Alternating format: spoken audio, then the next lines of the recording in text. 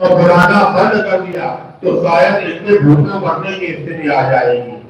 आज भी हमारे समाज में हम उनको इज्जत देते हैं, सम्मान देते हैं, उनको पूछते हैं तो कभी उनकी नहीं, कभी हमारे अंदर की है। अगर कोई इन लोगों को मानते हैं, हम ये नहीं कहते धर्म को मानो, पुराण को मानो, कथा करो, ऊपर वाली शक्ति को जो भी मानता है वो माने, तो अपने ही अंदर ऐसे ही आदमी पैदा करे, ऐसे पंडित पैदा करे। पंडित का मतलब होता है ज्ञानी से। चाहे कहीं पे बहुत सी जगहों पे, अच्छी जगहों पे लिखा है कि पंडित का मतलब किसी धर्म और जात से नहीं होता है, पंडित का मतलब ज्ञानी से होता है, चाहे वो किसी भी समाज का हो। हम लोग क्या समझ लेते हैं पंडित का मतलब ब्राह्मण से। ये गलती हमारी है, ये गलती हमारी है। हमको इसको अपने आप में सुधारना है और आगे बढ़ना है। कहीं कोई आदमी किसी की आस्था है तो अपने समाज के बीच के आदमी को बुलाओ, उसी से पूजा पाठ कराओ, उसी से अच्छे कार्यों का संपादन कराओ। मैं भी अगर ऊपर वाले में आस्था रखता हूँ तो आज मैं आप सब लोग को बता दूं कि मेरे घर में आज तक कोई पूजा पाठ करने कोई ब्राह्मण समाज का आदमी नहीं आया है। जो आया है वो पंडित है, वो पिछड़े समाज का था या दलित समाज का था, कभी ब्राह्मण नहीं आया है।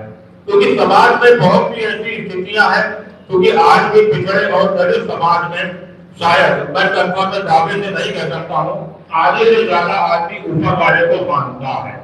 तो अगर समाज को आगे बढ़ाना है तो अपनों के बीच में इन लोगों को पैदा करना है और एक सोच लानी है और एक विचार करना है कि हम इनको नहीं बुलाएंगे, अपने आदमी को बुलाएंगे ताकि उसको जो कुछ दान दक्षिणा देनी हो हम उसको दे सकें। मैं कभी नहीं कहता हूँ कि मंदिर जाओ, भगवान को मानते हो तो घर में भगवान की पूजा कर लो। कुछ प्रसाद कराना है तो 10-20 गरीबों का अपनी सामर्थ्य के हिसाब से उनको भोजन करा दो। कभी किसी भी धर्म या ग्रंथ या पुराण में शायद कहीं नहीं लिखा है कि ब्राह्मणों को भोजन कराओ। ये सब बनाई हुई नीतियां, ये सब बनाए हुए विचार, ये सब अपने आप नहीं पैदा करे हैं। कुछ उस वक्त में बैठे लोगों ने हमारे बैठे हुए भाइयों को भ्रमित किया है और एक प्रचार प्रसार करते हैं। तो श्रद्धा उतनी अच्छी, विश्वास उतना अच्छा जितना अंधविश्वास में परिवर्तित ना हो। इन्हीं बातों के साथ मैं अपनी सोच को, अपनी वाणी को विराम देता हूँ, क्योंकि यहाँ पे दूसरे बहुत ज्यादा ज्ञानी हमारे सीनियर बैठे हुए लोग, और मैं पूरा अगर मेरे विचारों से किसी को मतभेद है तो मैं क्षमा मांग लेता हूँ। लेकिन इतना विश्वास दिलाता हूँ आप मेरे भाई, आपके समाज के अच्छे कार्य में जिसमें पिछड़े वर्ग का और दलित वर्ग का आगे उत्थान होगा, ये भाई हमेशा कंधे से कंधा मिलाकर आपके साथ खड़ा होगा। धन्यवाद। धन्यवाद बड़े भाई आदरणीय प्रसाद करिया जी, आपने बहुत अच्छी बात रखी। क्योंकि हमारे समाज में लोग विचारधारा को दूर की बात है, समाज के साथ खड़े होना ही नहीं चाहते। पहले समाज के साथ खड़े हो, फिर समाज हमारे अनुसार हो, समाज के अनुसार धीरे धीरे चलना सीख जाएंगे। हमारे बीच में अभी कुछ साथी वर्मा भी आए हुए हैं, नीरज कुशवाहा भी आए हुए हैं, पुरुष भी आए हुए हैं। मैं आप सबका हार्दिक स्वागत अभिनंदन करता हूं। हमारे बीच में हमारे राजेश साहब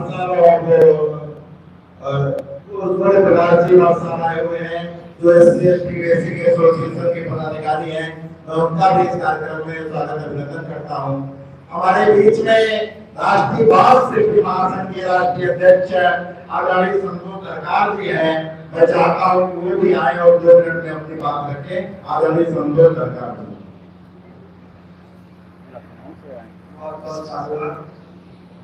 आज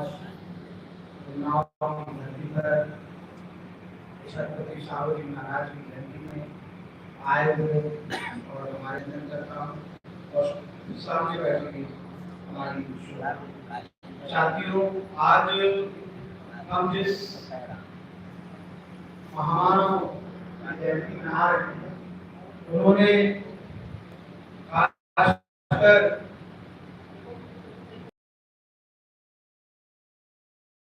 समाज के लिए प्रचार कर सकता है।